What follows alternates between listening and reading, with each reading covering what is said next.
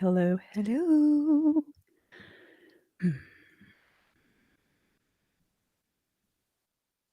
Hi, guys.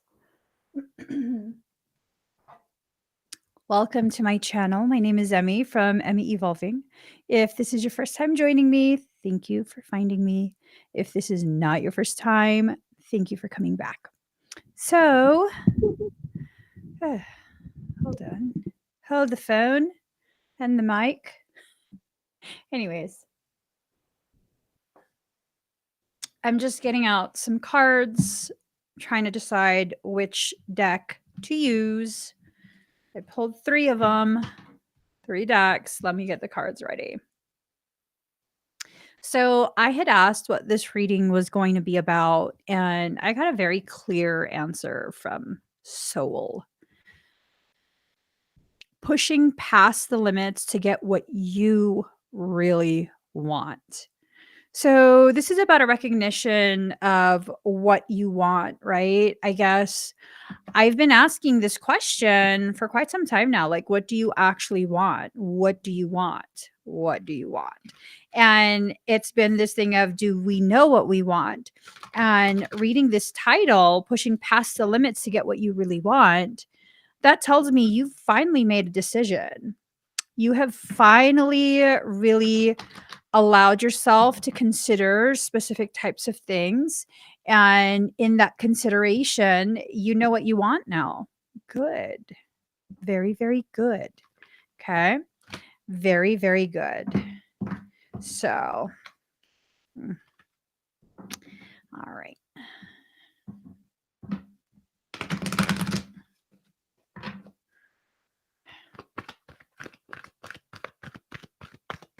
Oh.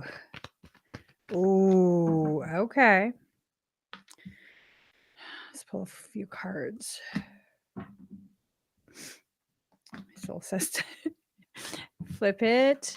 Don't look at the cards, I guess. Okay. Pull some from this deck. Oh.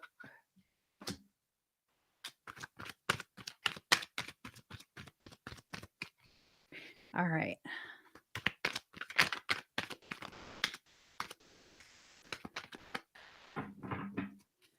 So, okay. So weird energy today. An odd type of intensity. Odd type of intensity. Do-do-do. Do-do-do-do-do-do-do. Do-do-do-do-do-do. Song's been stuck in my head since yesterday. Da-da-da. Da-da-da-da-da-da-da.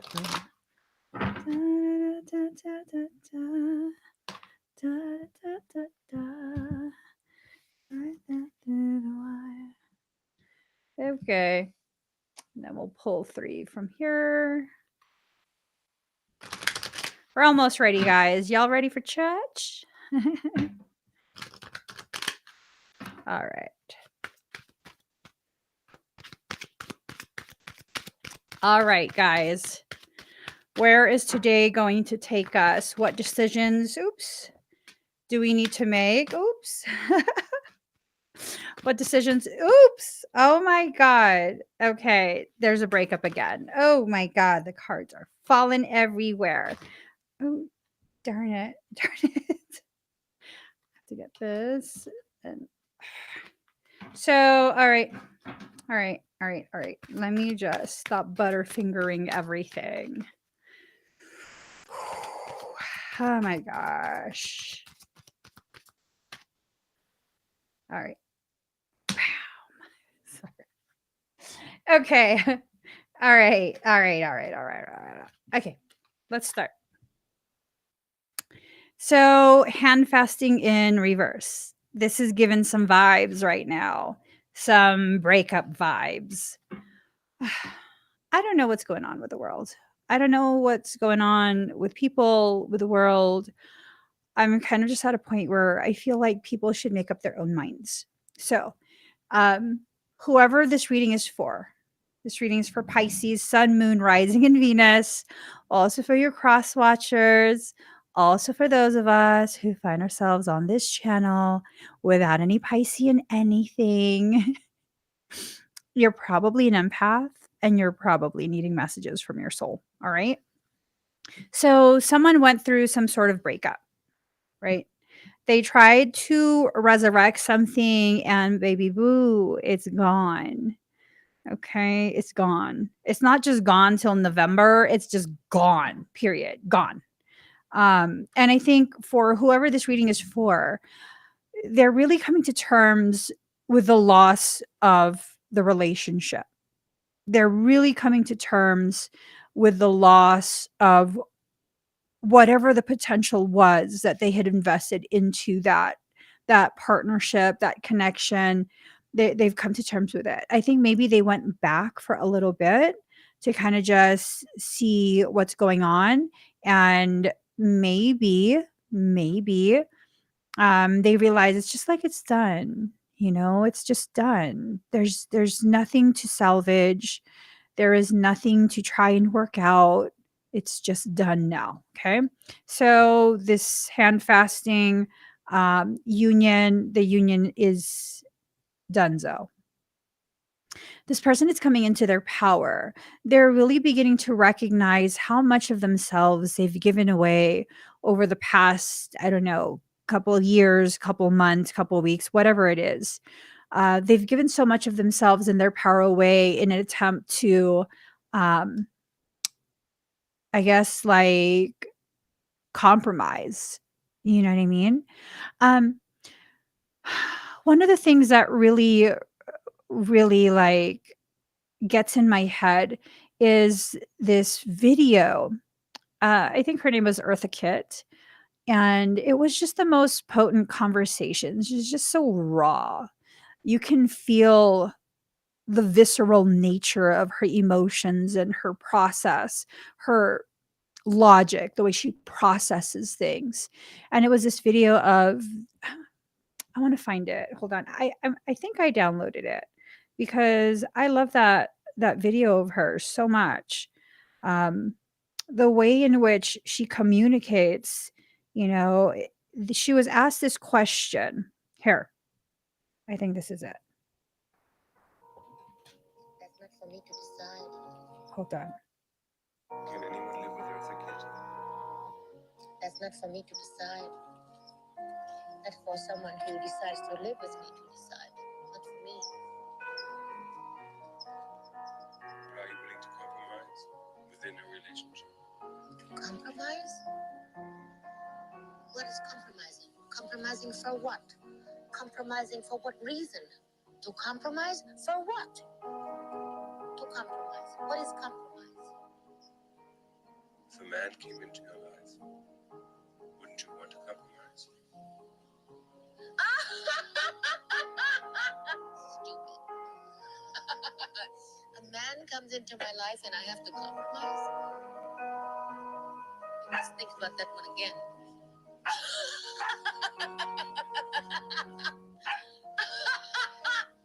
man comes into my life and you have to compromise for what? For what? For what? A relationship is a relationship that has to be earned, not to compromise for. Compromising yourself, your wants, your needs, your growth, the entire process of your evolution, just in hopes that someone will stay longer than they've decided to stay in your life. Compromise for what? Compromise for what? You either grow together as a decision that's being made by both parties involved, or you grow apart. And it's not this thing of, I need to always get my way. It's this concept of what compromise actually is these days. What is compromise? One person getting their way, one person convincing someone else, coercing another to be something less than who they actually are. Hmm. Whenever I see that video of her, it just reminds me of this because that's my logic for relationships.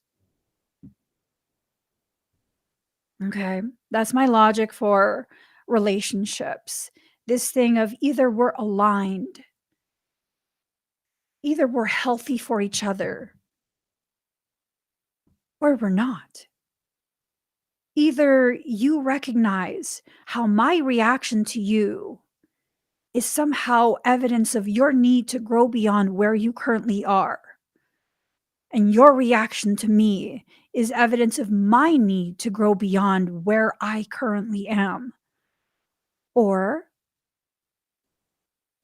we just continue to walk together until the road separates, and to wish you well when you no longer walk beside me. A lot of what we're taught about relationships come from people who were never able to sustain a healthy one. Let that really sink in. A lot of what we are taught about relationships comes from people who were never capable of sustaining a healthy one long term. Mm, mm. Where have you been getting your life advice from? Where?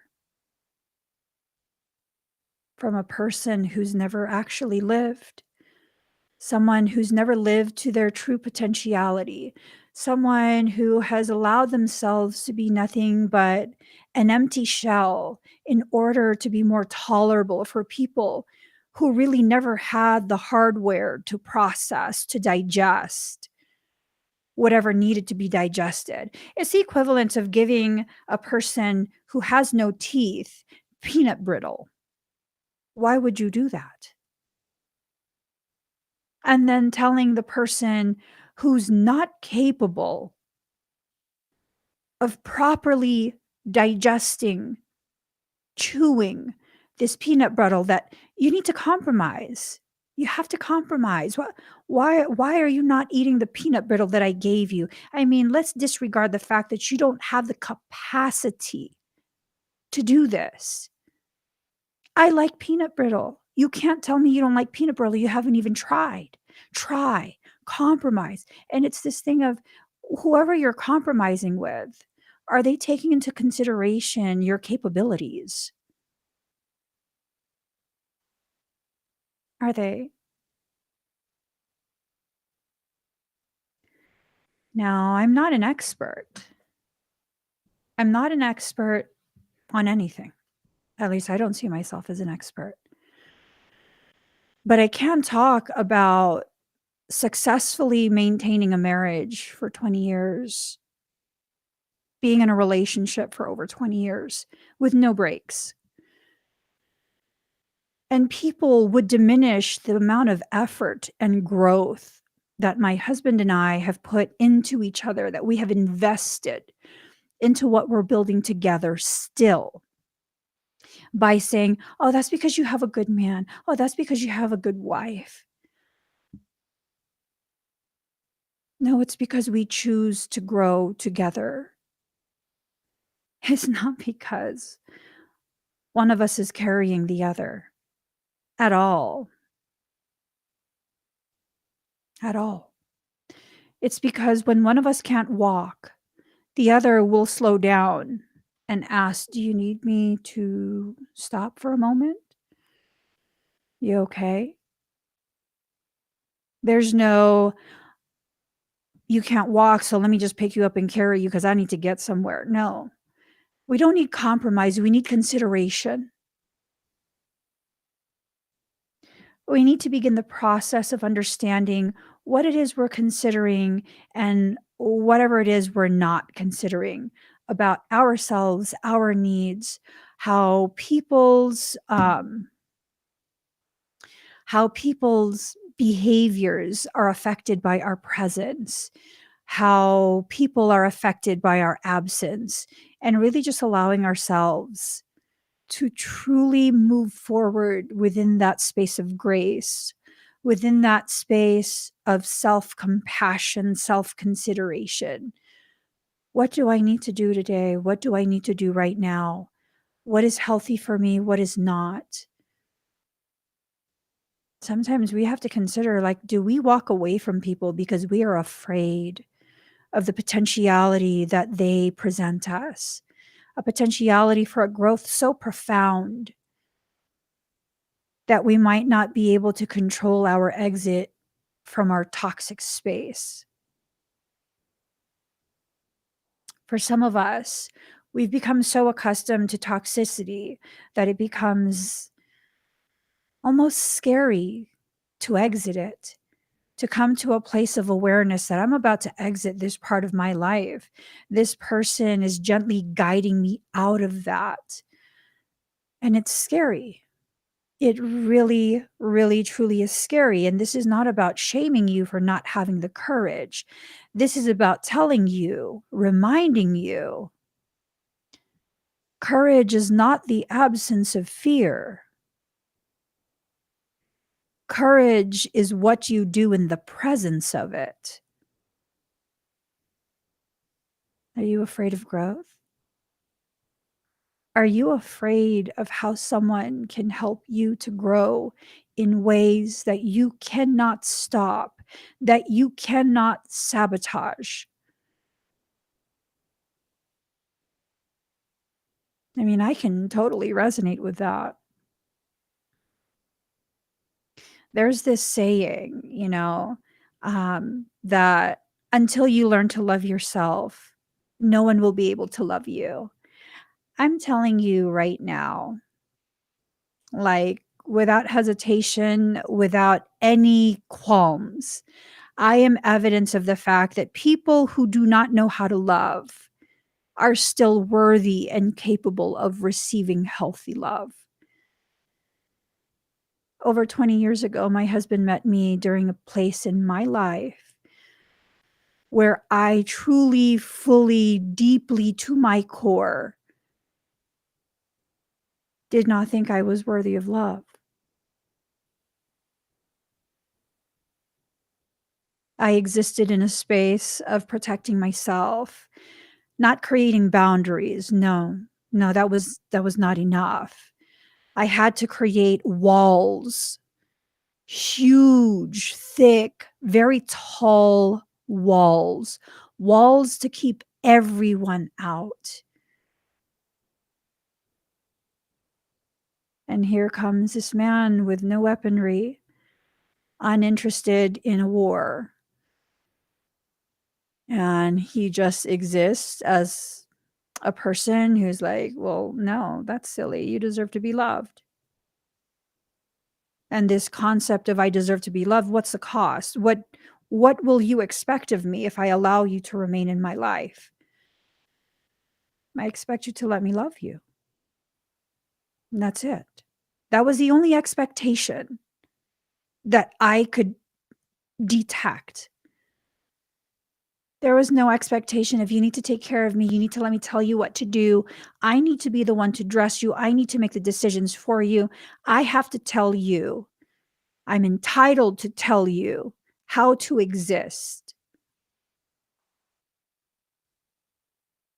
There was none of that.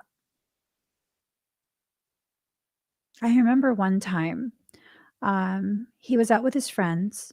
We had been dating less than a year, just a few months.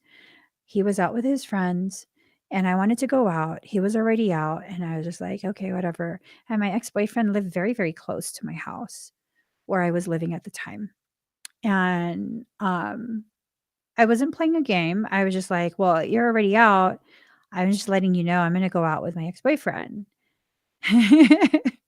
I don't know if that was some sort of, like, subconscious, I don't know, test to see how he would react. I don't know. That wasn't intentional on my end. I was just like, "Hey, I might not be able to hear my phone. I'm gonna go out with my ex-boyfriend. We're gonna go to the club. We're gonna go to a bar." And he's like, "Okay, have fun." And I was like, "Ew." But then I was also like, "Hey, I like that. I like that," I like the fact that, um he didn't feel threatened by anything, that felt he felt very solid in his existence. And that was a really beautiful thing. I had not witnessed that in a man before. I mean, granted, I was only 19. I was only 19, so or 20. I was 20 or 19. I don't know. I don't know. It was a while ago. It was a while ago. But he helped me to see a lot of things where it's like, I'm not going to love you in spite of you, in spite of your characteristics, as though I'm doing you a favor by overlooking who you are. No, it was never any of that. It was this thing of, I love every part of you. And that's just that. That's that. You're not going to convince me not to. I just do. And you're going to have to deal with that. Like that was how he approached it. Was I 20? I think I just turned 20, right? I had just exited my teens. Because I think I met you in like April or May. Was it? What month did I meet you? Do you remember? We don't celebrate anniversaries, you guys. I am the most high maintenance, low maintenance wife ever. I just am. You don't need to buy me gifts. You don't need to buy me jewelry. You don't even need to remember our anniversary. Like I don't know when that is. I don't know when we got together. It was in May. Yeah. Because I moved in June, right?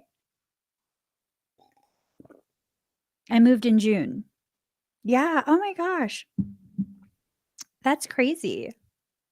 That's crazy. You're crazy. So I moved like in June, I want to say. We met in May. I think it was April. And then when I moved in June, this man was willing to give up his entire life and stay with me. I was like, you're crazy. We don't know each other like that. And then I remember he drove to Sacramento, which is like what, 3 hours away, 3.5 hours away from where he was living.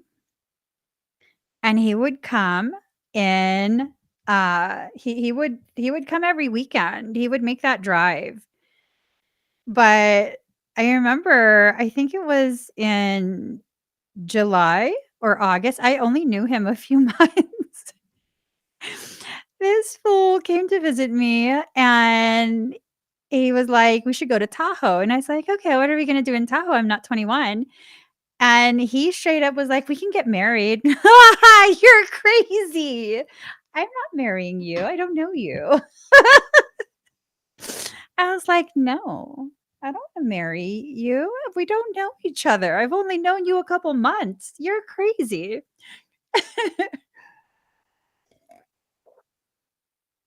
But see, when someone knows what they want, they know what they want. There was never a compromise that took place. He just knew that what he wanted, and he wanted what he wanted. Yeah, because I remember in those first couple months of us dating, um, he used to, like, say, like, something like, "No one can love you the way I can." I was like, "You're cocky, aren't you?" "Oh, you're just cocky, are you not?" And he would just smile like, "No, I just" like, he just knew something. So, there was no need for any of that compromising nonsensical stuff. There was an acceptance of how different we are, and in that difference, there is compatibility. There is a potentiality to trigger growth in each other, excuse me, because of the differences. It was because of the differences. So, ancestors, remembrance. So, we have Miss Marlene over here saying, like, the cycles need to end. Okay. Whoever needs to hear that, whoever needs to hear that, the cycles need to end. Okay. This back and forth, makeup to breakup is just old. And it's not even, like, sexy old, like, like me. No, I'm joking. It's not even sexy old, like, like old person fetish or anything like that. It's just old, like stale bread that you can't even use as a clam chowder bowl. You know what I mean? It's just old, inedible. The cycles need to stop, is what she says. The cycles just need to stop. Homeland, foundation. It's time to move forward towards an actual foundation. And I feel like this foundation has been being considered for quite some time now. And you've just kept going back and forth, back and forth, back and forth for whatever reason. Um, for whoever this is, like, I don't know why you can't trust your decisions. I don't know why you can't trust your decisions. It's this sense of, like, you're just so highly intelligent. Intelligent in a way that maybe they weren't able to quantify during school, during class time, during your childhood. I mean, I don't know. I feel like you don't know who you are. Not this sense of you're lost. I feel like you don't understand the gravity of who you are. I feel like I can see you better than you can see yourself. I feel like whatever you're going through, it's taking you to a place of recognition, acknowledgement, a knowing that can't be denied. And wherever that is, whoever is there, it's home for you. It's home. You're being guided back home, and it's almost like this thing of, ugh. Like for me, having remembered so many of my lives where I was taken from my motherland and I was sold across the Atlantic. I remember those lifetimes. Um, I look back at that, and I think the thing that was worse than the slavery that I endured in those lives was that my identity was taken from me. My roots were removed. I grew new roots. Yes, we grew new roots, but we don't remember anymore the soil that we once grew in. And I think that was the biggest, the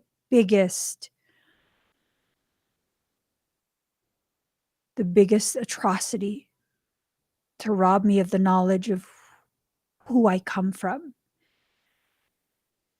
And I think for whoever this is resonating with, this is the process of you returning back to where you began, for you to understand where exactly you come from, who your people are, whose blood runs through your veins. I mean, I look at the whole history of slavery, and that is, mm, that's the thing that upsets me the most. I didn't know anymore who my ancestors were. All I remembered in several of those lifetimes that came forward was that I came from suffering, I came from pain. That's not true. Not for the entirety of the history of my people. That's not true.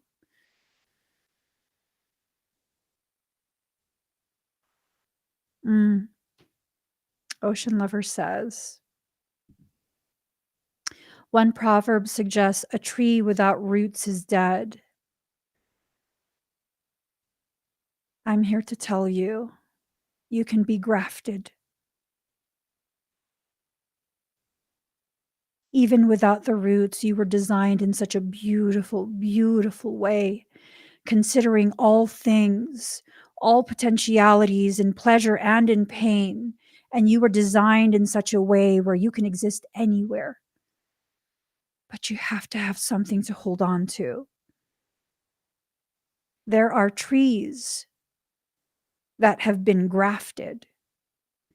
What I mean by this is, say the tree, it's a healthy tree, it's an apple tree, and someone who has knowledge of how to do this can go ahead and take a peach tree and graft it onto a apple tree branch, and suddenly this tree now grows apples and peaches.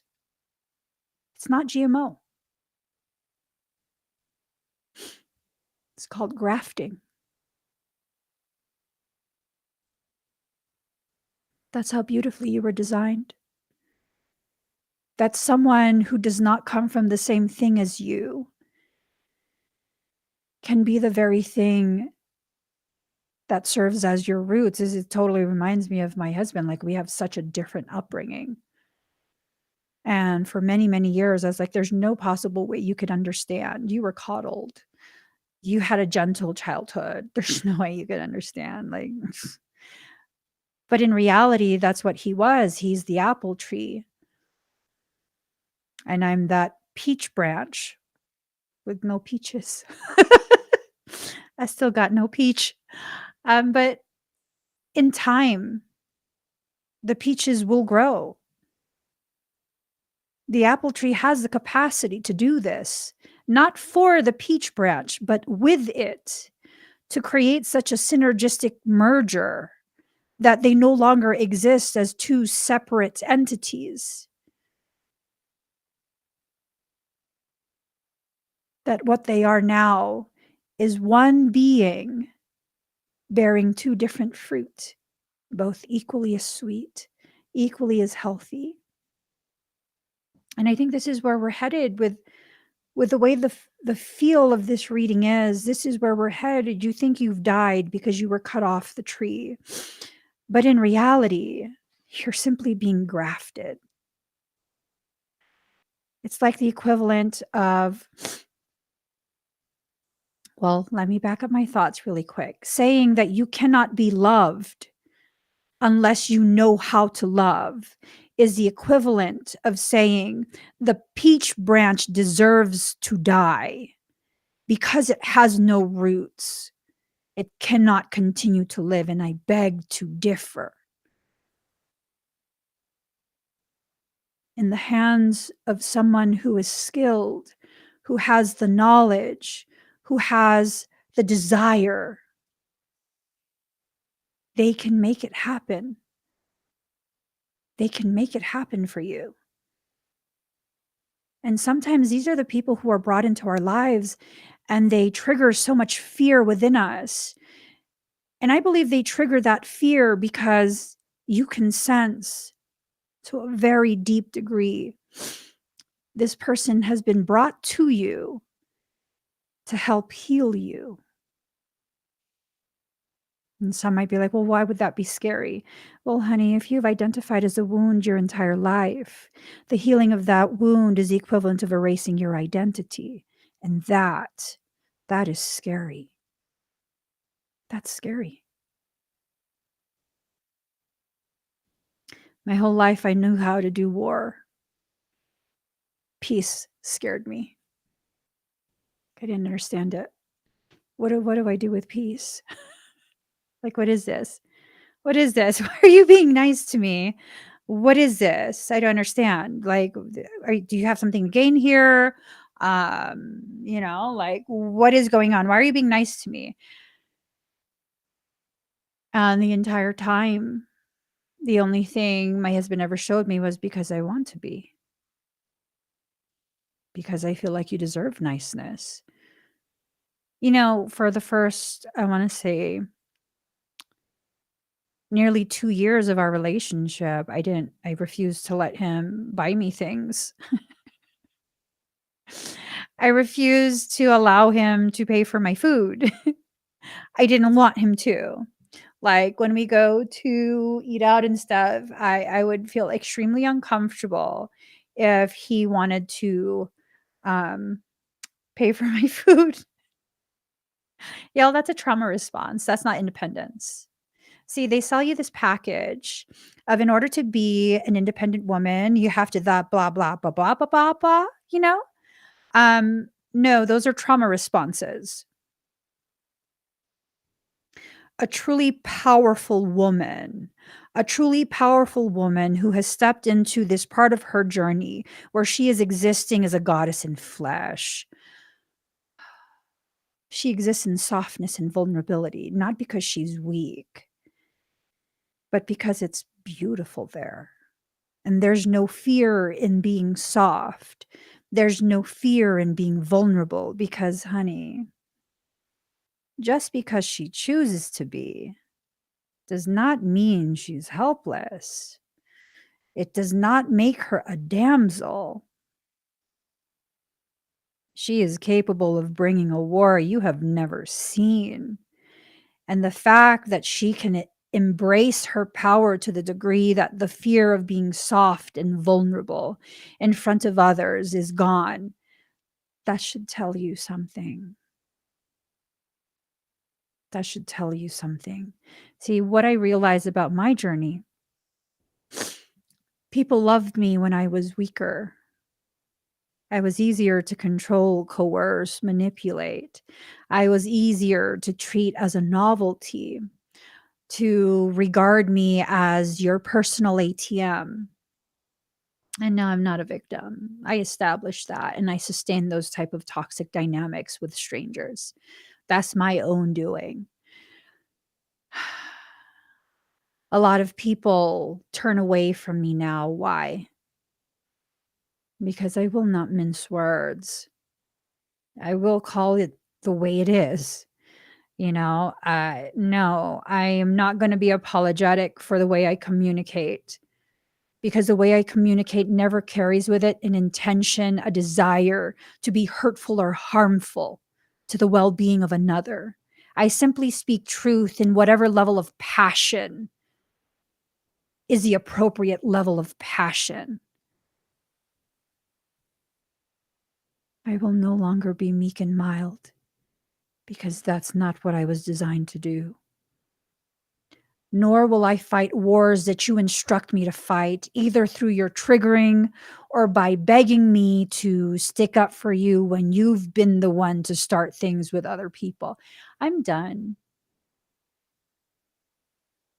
I'm simply going to exist as unapologetic and as beautifully as I possibly can, with as little modification, as little editing as possible.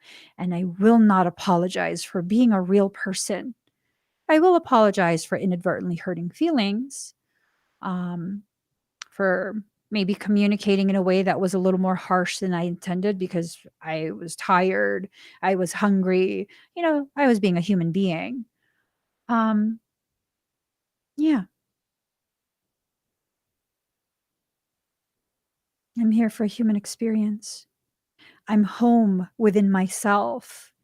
My life as it has been lived is the foundation from which I can sit and watch as life simply unfolds in front of me. Life is unfolding. It's an unfoldment. It's an unfoldment. It's a process that you cannot rush, you cannot dictate, you cannot any of those things that you probably want to do. And it might frustrate you. Be frustrated. There's nothing wrong with that.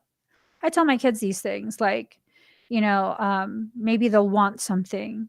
And then me or my husband will be like, no, I'm sorry, you can't have that. And they'll get frustrated. And everyone, well, not everyone, but a couple people in the family who hear will be like, hey, no, don't be mad. You don't need to be mad. I'm like, no, no, no, no, no. They can be mad. They can be disappointed. They can feel whatever they feel. They just can't be disrespectful in their communication. They can't be intentionally disrespectful just because they are feeling organic feelings. Be disappointed. Process how you feel. That's the part of you that had an expectation that was not in alignment with the reality of what's going on. That's okay. This fear of disappointment, this fear of actually feeling, no, that cannot be allowed to thrive. It can't. I refuse. It cannot. So feel what you feel. Allow yourself. Healer in reverse. This is a person who maybe has not allowed themselves to be a healer for themselves, a healer in their own right. This is someone who has the capacity to heal other people, to be this like a beacon of light. Just there's a beautiful energy right now. Who is that?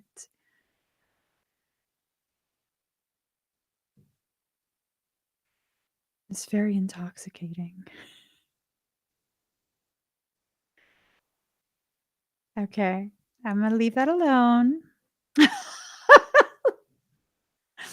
It's the masculine. There is a masculine energy that is extremely intoxicating. Extremely. Mm, I don't know what that is, but it's an opposing polarity to your current positioning. Where you're positioned in your life is what's going to determine your actual charge. Positive charge, a negative charge. Okay. A positive charge is masculine energy. A negative charge is feminine energy. We have to disconnect from the programs that teach us that one can exist without the other, that one is more relevant, more important, more valuable than the other. It's in their proximity, their juxtaposition, that you get the definition and true meaning, true gravity of what each component is. They are merely opposing components existing on the same plane of existence. They are made of the same thing. They're both necessary. They just are. This could mean that maybe the masculine aspect of you has not received the proper consideration and care from the feminine aspects of you. I look ultra feminine, I like to believe. I don't know if I look ultra feminine or not. I live in sweats, is what it is. I live in sweats and whatever's the first shirt on the clean pile of clothes.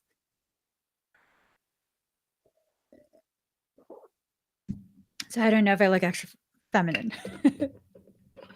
Let me better phrase this.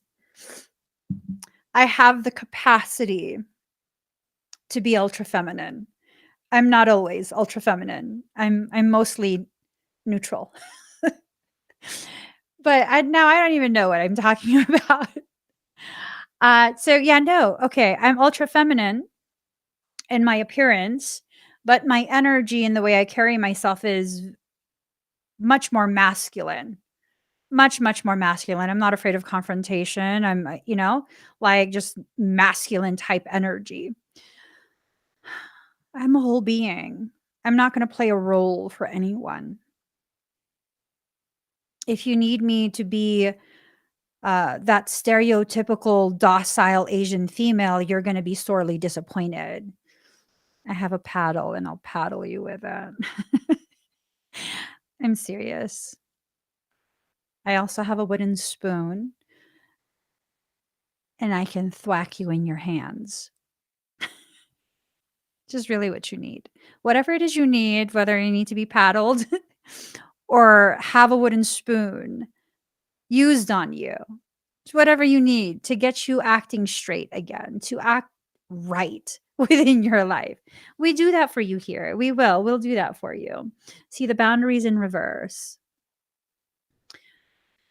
For whoever this is, they got upside down in their boundaries again. Whoever they broke up with, extremely toxic. Extreme. uh, mm, Just the faces. I know I'm making faces right now. I have to stop. Whoever this is extremely toxic, and they are so well versed in emotional manipulation.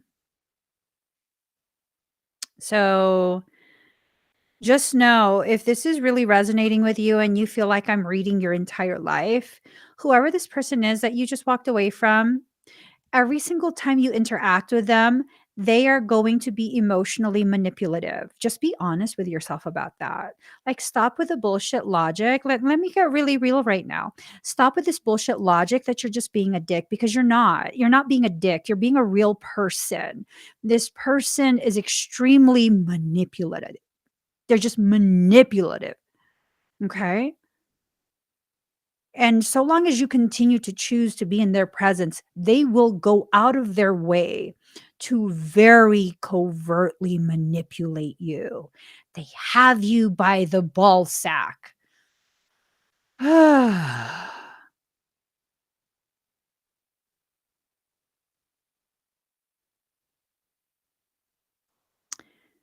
Matthew says, "Hello, my masculine is full of scar tissue," is what just came to me. So much so, my skin is too tight. Circumcise it. You don't have to continue to exist in that way. Scar tissue can be removed. Remove it. Remove it. When did they do like surgical procedures on you? Um, Either they'll avoid the scar tissue or they will go out of their way to excise that scar tissue. And here's the other thing. Um, what popped in my head are keloids. People who develop keloids. This is an overreaction during a healing process. A part of your body has somehow been traumatized and it's now overreacting and it's developing excessive amounts of scar tissue, which is a keloid. Um, do something about it. Stop existing in an environment that continues to slash you. See, that's the thing. You have to take your power back, because if you're not going to take your power back and you continue to exist in the same environment that continues to do micro cut after micro cut after micro cut, you're going to be full of scar tissue. And I say this as someone who exists as a living scar. I have been wounded by life so much that I am just one big scar existing. But here's the thing, I wear it as divine armor. I don't hide behind it anymore. It's in my brokenness that I'm allowed to break open. So I don't have to be ashamed of the type of life I have lived, what I have gone through, who I am as a person now. If you're going to continue to exist in environments that continue to believe that the behavior of paper cutting you is okay, if you're going to choose to exist there, that is a choice. And no, I don't want to hear nothing about I don't have anywhere to go. Honey, when I had to exit out of that cycle, I stayed in a parking lot, not overnight, nearly half a year. And when that half a year was done, I continued to live on the road for several more years. So kindly, don't give me that bullshit excuse, because I'm not going to coddle it. I'm here as proof that you can exist in a way that's scary, but a way that will liberate you from emotional and mental shackles. And no, I didn't have money. I didn't have the luxury to do that. People make up these excuses of, well, yeah, no, that's easy for you because you had the money to. No, I didn't. No, I didn't. That wasn't by choice. Being stuck like that was not by choice. I was stuck. I was stuck By society's standards, I was stuck. By society's standards, I was homeless. By society's standards, I was a transient. By my truth, I was in a process that allowed me to blossom in the most beautiful way possible. And now here I am, not just as a cut flower, but as a whole plant. New roots have grown. See, Creator didn't cut me to put me in a vase. Creator cut me from where I was growing in order to propagate me somewhere else, somewhere that is more in alignment with what I need. As the rebellious rose that I am, this wildflower that grows haphazardly with no permission. I was not cut to be placed in a vase to be admired for a finite period. I was cut to be propagated so new roots could grow and I could be my own new creation. Life doesn't have to be what someone tells you it is, regardless of what situation you're in, what your circumstance in, circumstance you're in. When I was stuck in that parking lot, when people finally found out, because I wasn't trying to tell nobody, not because I was ashamed, but because I really didn't need people's pity. I knew I was just in a process and that I was not going to be there indefinitely. There was no loss of hope. There was no hope, period. In hope's place was this knowing, this is the price I pay to understand my power. And what a proper price it is to be so detached from all of these obligations that pretty much all of you don't even realize you live with. I didn't understand how enslaved we all still are until I experienced that period of my life. It was beautiful. It was beautiful. I had no attachment to personal belongings. I had no attachment to people who really had no major contribution to my journey at that point. Because by that point, everyone outside of my husband and children were people who served as a way to challenge me in a manner that made me feel obligated to remain that small person, to never actually allow anyone to see the type of shine that exists within me. Ooh, yo, I came across something I wrote months ago, or maybe a year or two. I don't know when I wrote it. It was a while ago. Listen to this. First, we gotta breathe. This is what I wrote. When a woman glows, her soul is rising to the surface to kiss her flesh. It's this love story that occurs between the self and the soul. It's a beautiful, beautiful unfoldment of a love so divine and celestial that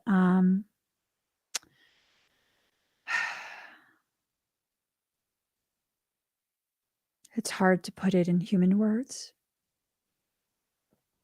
So, Matthew, let me be your therapy today.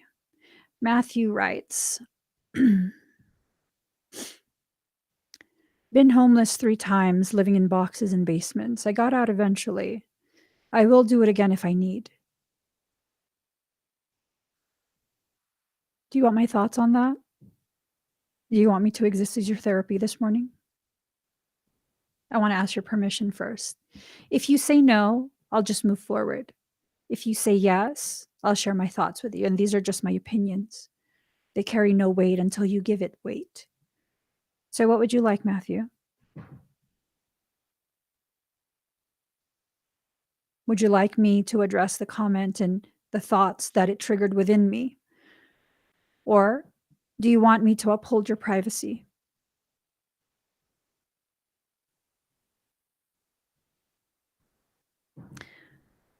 Maybe I'm just being impatient, but the lack of an answer is an answer. And that's what we have to understand. The lack of an answer is an answer. It's an answer. So you carry forward. You carry forward. Air Imagination, allowing ourselves to recognize when we are simply imagining things, when we are making up stories in our mind based on components of truth, but it's not the total truth. They're just fragments of a truth that you've lived through. And in the absence of the other components, you create another story, something something that is not actually truly what's going on, you know? Chalice, fulfillment, allowing yourself to be fulfilled, allowing yourself to recognize your life has been guiding you through these different places that, you know, helps you to have visions of life beyond death, a life beyond this shamanic death, this death of ego, this dark night of the soul. You can exist beyond that. Card number 22, she feels, she knows, she feels, she knows. You know what you feel. You know what that feeling means. You know. And trying to tell yourself that you don't know does not mean you don't know. It just means you don't want to know right now. Um, I've learned to interpret, to receive people's hesitation as the truth of where they're at. Like, I see that Matthew says, sure, I've been open. I've moved forward. I'm sorry. I've moved forward. It's not something personal that's going on. It's a witnessing of me living the words that I keep encouraging you guys to take in as a potential truth for you. You know, when people hesitate at an offer, it's usually because they don't know that they actually want it or not. And so you respect that. Because when they hesitate and then after the fact, then they say, and I'm not talking about Matthew, I'm talking about people in general. I want to make that clear. And then they say yes. For me, I receive that as you're not really sure about this decision that you're making. You feel obligated. And I don't want to be another person that forces, encourages, or feeds into your existence that feels like it's obligatory. No, I'll just carry forward. It's okay. It's not going to mess up my day. None of that. We have to honor you and where you're at, even if you can't communicate or quantify for yourself where that currently is, because I can see it and I can sense it. I am obligated to be the one to be like, all right, you know what? I got to take a step back. You don't know what you want right now. No, you don't need to agree just because no, you're not gonna hurt my feelings. You are valid in your questioning. You are valid in your hesitation. You are valid, period. That is a statement all on its own. You are valid. It doesn't change our interactions. It doesn't change the way I see you.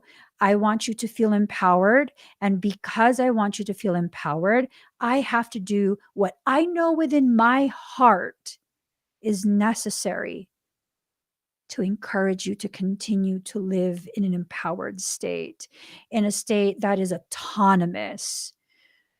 Independence is beautiful. Card number 11, diving for light, going deep, deep, deep within yourself, you know, going deep, deep, deep within yourself. So, kind of like tying into what I was just saying, um, trying to force someone who is hesitating is just not, that's not okay. Right. So, an analogy for this, you're helping someone to learn how to swim. They're scared to put their head under the water. They're hesitating. They only let the water go up to their upper lip but not past it. They're afraid. Is it going to help or harm? Is it going to help or hinder? by you taking your hands and shoving their head under the water, knowing that they cannot be safe or feel safe with you doing that. What happens? I feel like you harm them more than you help them. I feel like you harm them more than you help them. You've now traumatized them. You've traumatized them. They're probably not going to put their head under the water. You have validated every single fear. So, in reality, your intention to help has both hindered and harmed. And they're probably going to need more time just to get over your help before they can try again. So, a lot of this has to do with not even encouraging you to have patience for other people as they go through their process. Like, no, this is about recognizing your place, your proper place in someone else's life. When someone proves to be toxic, when someone proves to be emotionally manipulative, you're not going to heal that. Not unless they choose to heal and you happen to be present. That has to be their choice.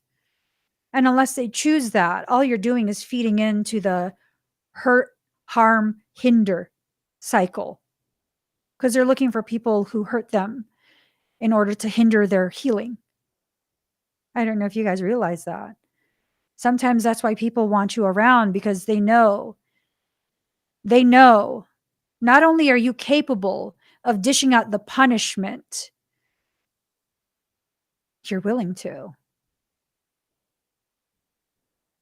Many of us who end up being in long-term relationships with narcissistic people, what I've noticed is there is something that exists within them that feels like they deserve to be punished.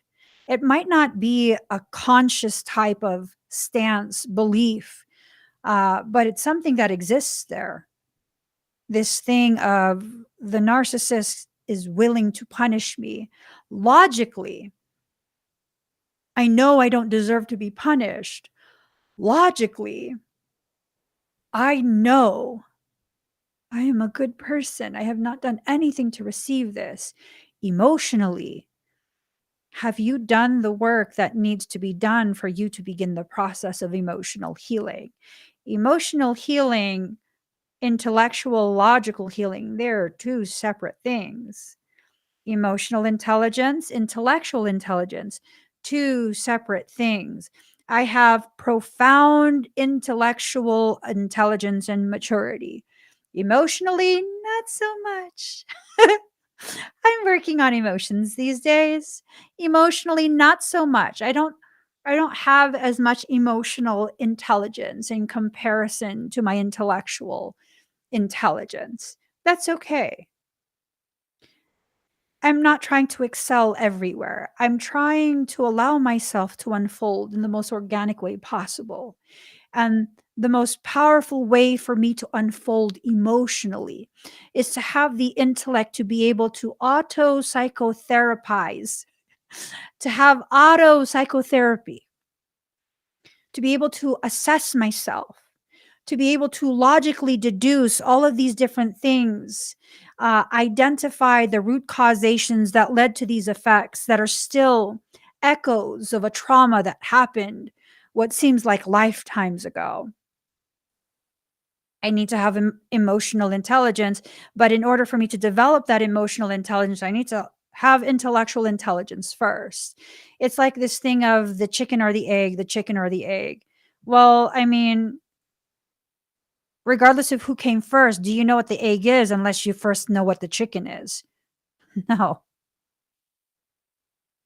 See, what society does is that chicken or egg argument. Which goes first? Which goes first? Which goes first? You don't even know what the egg is until you know what the chicken is. Society keeps you entranced, fixated, hyper fixated on all the wrong things, the things that just keep you in perpetual loops. Why do you think I'm on a shadow ban on all social media? No joke. I'm on a shadow ban on all social media. Why? Except for podcasts. Why am I being shadow banned? So many people, they'll receive the notification that I'm live only after I've been live. My videos are being hidden. All of these really just asinine, petty ass things. Why? Because I give you the clarity you're seeking. Not because I told you what to see, but because I told you you have two eyes to see the world and one eye to see yourself. Use all three. A tripod is the most stable base. Doesn't matter if, the ground is not level. If you have never taken or done photography on a tripod, I mean, you got to get a tripod. The clarity, the crispness of the imagery. I mean, unless you have all of that dialed in, the f stops and aperture and whatnot. If you have that all dialed in and you know how to configure light. What is photography? Configured light. It's configured light. That's it. Right. I'm effectuating meaningful change, substantial change at that. And it's not that I'm saving the world, it's that I'm helping you to see you never needed saving to begin with. Oh, what a powerful people we become. When we let go of the logic that we are broken and flawed, that we exist from the start with pathology. That's what? Pathology? I have dyslexia, I have ADHD, I have all of these pathologies. They don't hinder my process. Some would say that it hinders my process. Oh, it doesn't. I promise you it doesn't. It makes me chaotic to people who don't understand the way I process, perceive. Yeah. So, like, if someone were to see the work that I've been so hyper fixated on for the past 48 hours, um, they would be like, "What are you doing?" Oh, well, I am simultaneously building 3 websites, an academy, and 2 membership platforms. Like, why don't you just do one? Well, because that's not how my brain functions. So you think you're some like hotshot web builder? Oh no, I don't know how to web build. I'm not a web designer. I've never taken classes for it. Well, how you have a team doing it? No. Well, yeah, I do have a team doing it.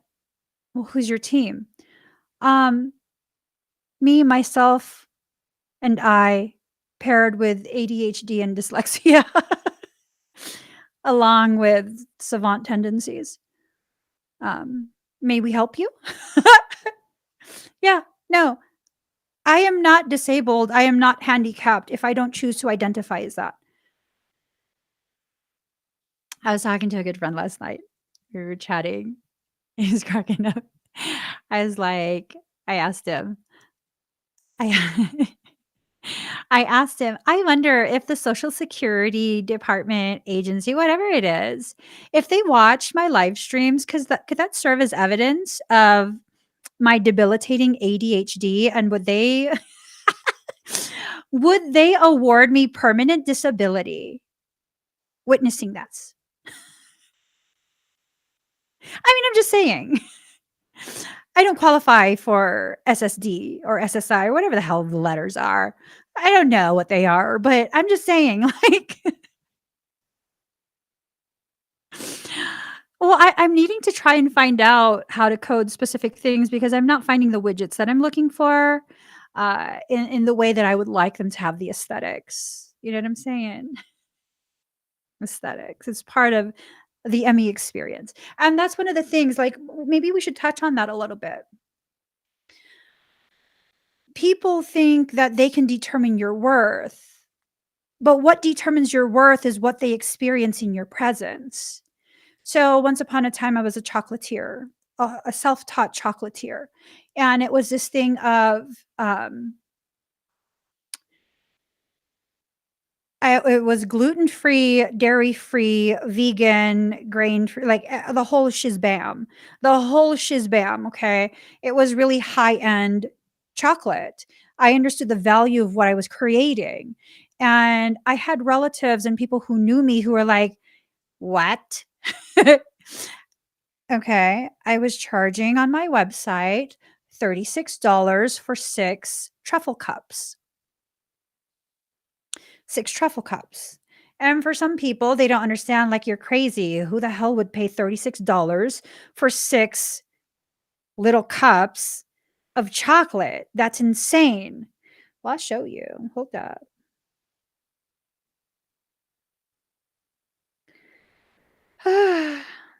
Let me find it. Let me find it. Hold up. I gotta show you the picture.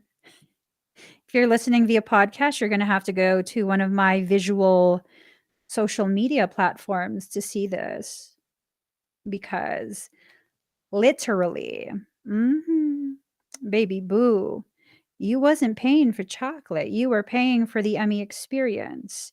Every order, it's an experience, okay? Those are the truffle cups, you get your own spoons, they're gift wrapped, you don't pay extra for the gift wrapping. You have the whole insert of my story, how this was created, what it's about, what I stand for, how this is infused with love, and you cannot buy love. You can buy the chocolates, but I'm gifting you my energy and my love. They were paying for the entire Emmy experience. Most people who purchase chocolate from me, the two most common things that I would consistently hear. The first one is I opened the box and it felt like you were in the kitchen with me because I was. I tasted the chocolate and what do you put in it? It tastes like it was made by angels because it was. There's no lie there. There's no exaggeration there. And people used to think that I was just being my quirky self, air quotes quirky. Um, because I told them, like, they're like, I've never tasted chocolate like this before. Like, how do you get it to taste like that? I sing to the chocolate. I never make truffles unless I'm in a good mood overflowing with love and life. I just never did. I was always like, mhm, mm. I have to be in a good mood, and I would sing my heart out into this big industrial size bowl of truffles, chocolate truffles. Let it wash over me, ready to lose my feet. Ba-da-da-da-da-da-da-da-da, da-da-da. Day to day, it's blind to see. Find out far to go. Everybody got the reason. Everybody got the way.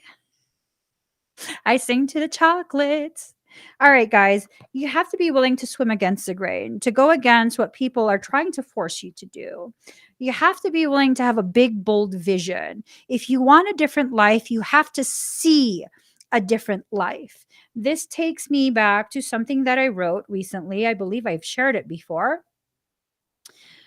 Don't fake it till you make it. No. Instead, Be it till you see it. You have to allow yourself to be and exist in the way that you want to have your life be. Be it until you see it. Mhm. I'm just saying. Oh, card number 29, seeing the true you. And it's time. If the people in your environment can't see the gravity of who you are, it's not because you're the issue. It's because you're in the wrong environment. I was on Facebook nonstop before, and I was surrounded by quite a few people who weren't capable of seeing the gravity of who and what I am. I had a lot of love from a lot of people, and I appreciate them. Some of them are still around. I appreciate them. A lot of the people fell away. Why? They wanted me to remain in the same little box, little tiny box that they wanted me to exist in. Why? Because it was convenient. They could get whatever they want from me. They could treat me however they want. I will not retaliate. I will not even say anything. Not no mo, motherfuckers. Not no mo. Rainbows and daggers are what live in my pockets. Rainbows, sunshine, and sharp as fuck daggers. I'm not trying to shank nobody, but I will cut the cord. I'll cut you out my life with a quickness because, see, it's two things, two factors. One, I don't deserve that. Second, you don't deserve me. That's why the daggers have two cutting edges. Some knives, they only cut on one edge. You have to use that edge, and the other edge is blunt. No, no, not my spiritual daggers. No, they have two cutting edges. One to cut away what I don't deserve, and the other side to cut away what doesn't deserve me. I'm not going to be apologetic about that either. No.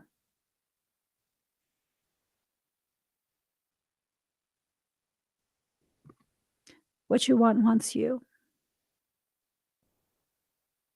If you want peace, you have to be willing to fight for it. Unfortunately, that's the type of world we exist within right now. And if you want the world to change, you have to initiate that change. And it's not that we can't establish peace without fighting. It's that people will fight you to remain in their toxicity. So, no, they're not fighting you because you are forcing them. No, no, no, no, no. That's not it. They're fighting your existence because it triggers the reality and realization of that reality. That they have been living a lie that they were sold for the cost of their soul. Welcome to church. I gotta get going, guys. I gotta get going. I have sessions and I have different things I gotta do today. So, how do you feel about this talk? How do you feel about you? Do you feel empowered? Do you feel you have just that much more clarity on what you need to do, what you need to decide for yourself, for your life? Are you coming to a realization that you're becoming a different person? And it's okay. It's okay to be a different expression of a different aspect of your truth. The people who say, Emmy, you've changed. I answer I answer them with, I know, right? I know I've changed so much. It's amazing, isn't it? And some of them would be like, no, it's not. To which I'd be like, I don't expect a peasant to understand when a queen returns to her throne. It's okay. It's okay. It's okay, I won't shame you for being a peasant, just like I won't accept you shaming me for being a queen. And that's just the basics of it, because in reality, I don't identify as a queen. I exist as an empress.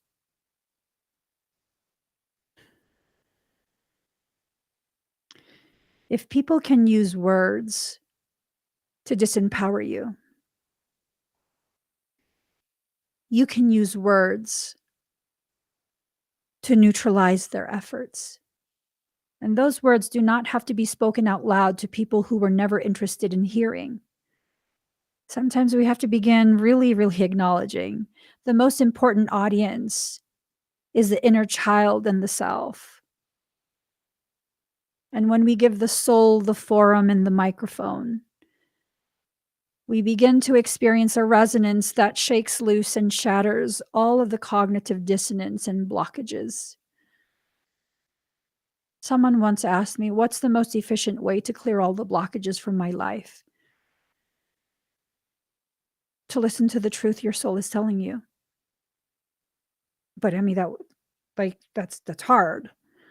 That would break me. Yeah, you are your greatest blockage. Are you saying I'm the problem? No, I'm saying there's no problem. I'm saying you're standing in the way of your progression. That's not a problem. That's something that needs to be recognized so that it can be factored in and a new approach taken. See, there's a difference there. If we see it as like, no, you're saying there's a problem, ma'am, sir, ma'am, sir, ma'am, sir, um, you're suffering from victim mentality. And I don't have the capacity to be your therapy today. I have 7 minutes left and I must go. Y'all, you don't actually have problems. You have a problem with the way your life is making you feel. That's not a problem. That is a need to recognize it's time for a recalibration, for a shift in your perception, for a shift in the ways in which you interpret the messages your soul brings you through your life experiences. Going back to that period where I was stuck in the parking lot for a little bit. I see it as being stuck for a little bit. It was no biggie, no biggie. No biggie, no biggie, right? Um, everyone thought it was a big deal and it was a bad thing and it was a problem. And I was like, no, it's actually really peaceful. I mean, granted, I can't stay in the parking lot forever, but it's peaceful. Why is it peaceful? Because I don't see it as a problem. I see it as a situation that is teaching me something profound, teaching me something that I could not learn until I lived it.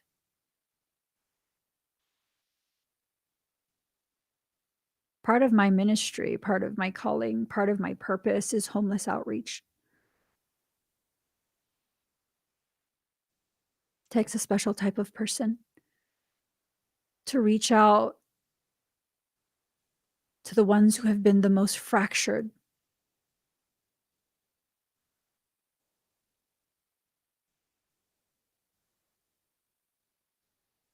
Because I don't see their fracturing as being broken.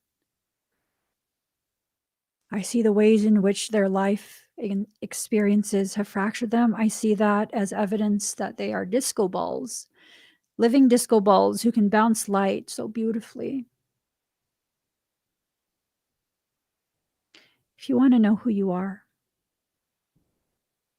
if you want to understand the gravity of your purpose, put all your things in storage. Live in your car or an RV for a year. You'll begin to see your life align in the most beautiful of ways. Most beautiful of ways.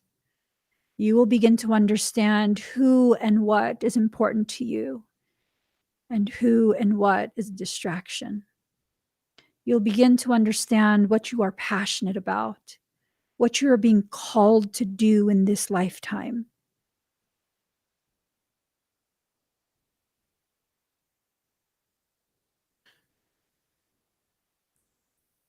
And then you'll transcend that space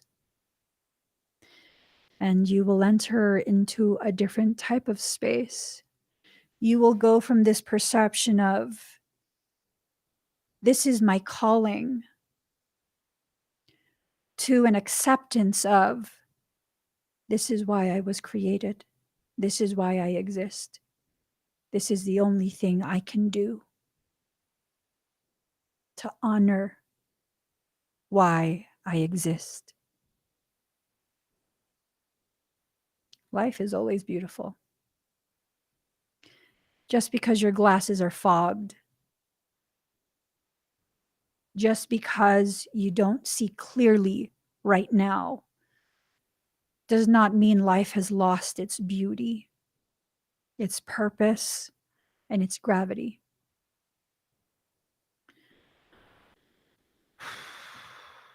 Pushing past the limits to get what you really, really want. I think for most of us, we just want to go back home. So come home. Come home. Come home to yourself. Come home to your truth. Come home to your potentiality. Come home to your purpose. Come home to your soul family. Just come home. We've been waiting. Come home. Okay? Come home.